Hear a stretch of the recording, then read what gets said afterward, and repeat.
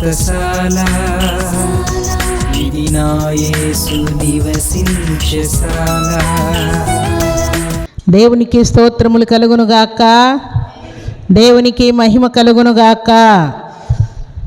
పరిశుద్ధ గ్రంథంలో నుండి పరమగీతం 3వ అధ్యాయం 5వ వచనం. యెరూషలేము కుమార్తెలారా, పొలములోని ఇర్రులను బట్టి లేళ్లను బట్టి మీ చేత ప్రమాణము చేయించుకొని లేచుటకు ప్రేమకు ఇష్టమగు వరకు మీరు లేపకయు కలతపరచకయు ఉండుడని నేను మిమ్మను బతిమాలు కొనుచున్నాను. దేవుడి శ్రేష్టమైన మాటలు దీవించి ఆశీర్వదించునుగాక. ఇక్కడ యెరూషలేము కుమార్తెలారా, పొలములోని ఇరులను బట్టి లేళ్లను బట్టి మీ చేత ప్రమాణం చేయించుకుంటూ ఉన్నాను. నేను నా ప్రియుని దగ్గరికి వెళ్ళిపోతూ ఉన్నాను.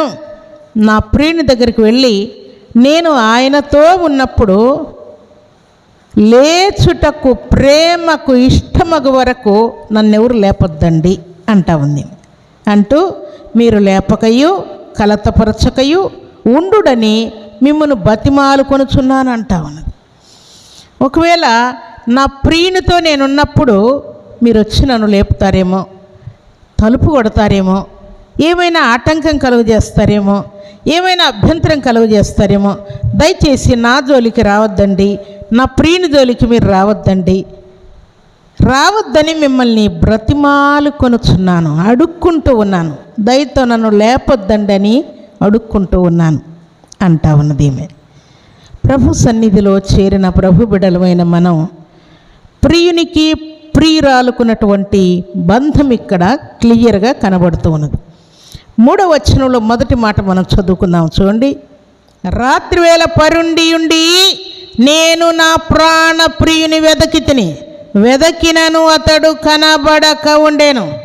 చాలా వెతుకుతూ ఉన్నాను, నా ప్రియుడు నాకు కనబడడం లేదు. ఒకవేళ కనబడి నా ప్రియుడు నాకు దొరికితే, నేను ఆయన్ని గట్టిగా పట్టుకుంటే, నేను ఆయన నా ఇంటిలోనికి తీసుకుని వస్తే, నా ప్రియుడు నేను కలిసి మాట్లాడుకుంటూ ఉంటే మీరెవరు అభ్యంతరం చేయొద్దండి అంటా ఉంది. ఎవరికి ఎవరు చెప్తున్నారు ఈ మాటలు చెప్పండి?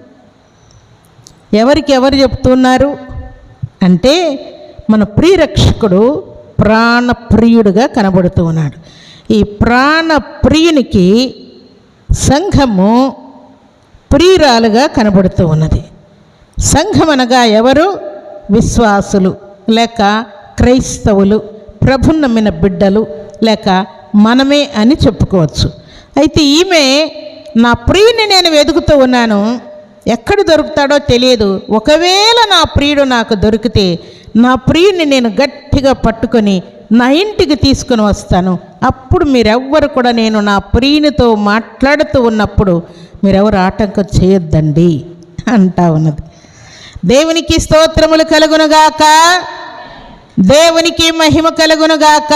మన తల్లిదండ్రులు, అన్నదమ్ములు, అక్కచెల్లెలు, భార్య, భర్త, కుమారుడు, కుమార్తె, బంధువులు, రక్త సంబంధికులు లేక సంఘము, సేవకులు ఎవరైనా మాట్లాడుతూ ఉన్నారనుకోండి, అత్యవసరమైన విషయాలు మాట్లాడుతున్నారు అనుకుందాం.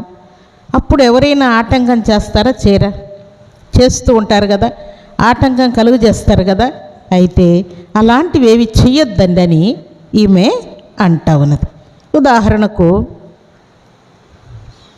ప్రార్థించేవారే ఉంటారు.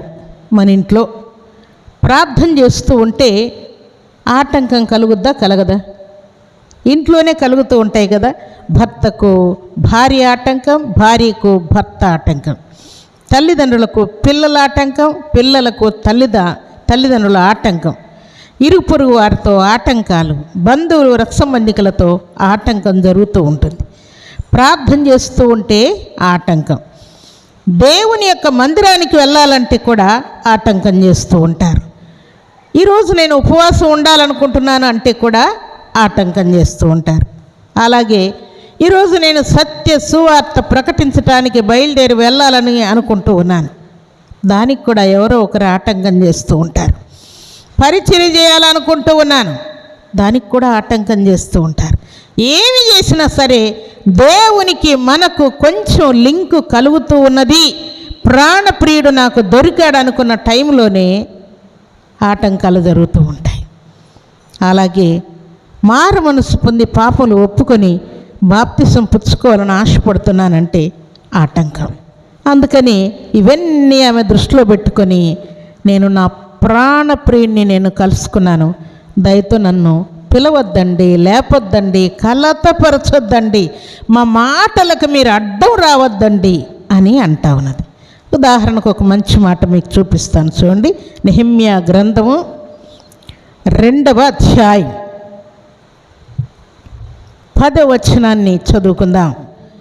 హోరేనీయుడైన సన్బల్లట్టును, అమ్మోనీయుడైన టోబియాను దాసుడును, ఇశ్రాయేలులకు క్షేమము కలుగ చేయు ఒకడు వచ్చెనని విని బహుగా దుఃఖపడిరి.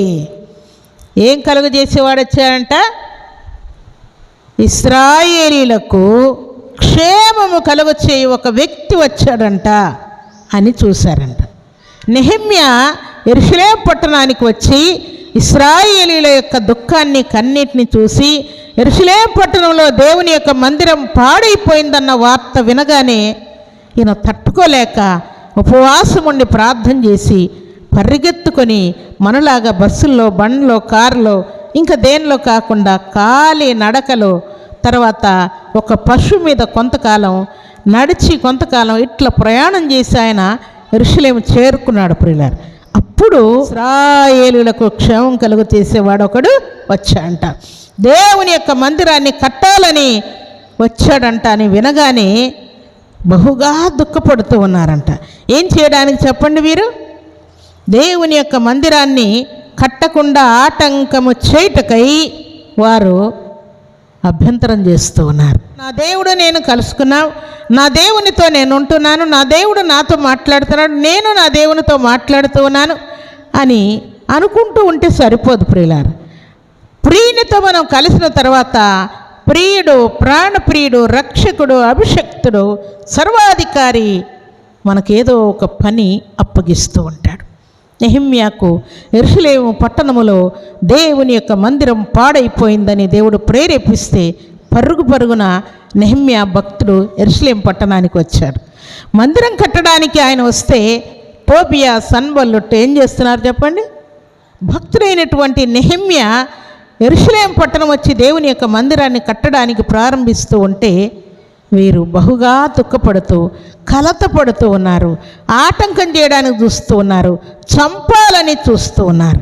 ప్రభు సన్నిధిలో చేరిన ప్రభు బిడ్డలమైన మన జీవితాల్లో ఇలాంటి ఆటంకాలు వచ్చినప్పుడు నన్ను లేపొద్దండి, నన్ను ఆటంకపరచొద్దండి అని ప్రియురాలు పలికినట్లుగా ప్రభు సన్నిధిలో చేరిన మన జీవితాల్లో ఇలాంటి ఆటంకాలు మనకు కలుగు చేస్తే దేవుని సహాయం కోరుకోవచ్చు ప్రియులారా. కానీ మనము ఎవరికి ఆటంకముగా ఉండకూడదు, మనం ఎవరిని ఆటంకపరిచేవారముగా ఉండకూడదు. ప్రార్థనకు ఆటంకం, మందిరానికి రావాలంటే ఆటంకం, వాక్యం వినాలంటే ఆటంకం, వాక్యం చదవాలంటే ఆటంకం. ఇట్టి వాటన్నిటికీ మనము దూరంగా ఉంటూ ఎవ్వరికి ఆటంకం కలగకుండా మనం ఉండాలని దేవుడు కోరుకుంటున్నాడు.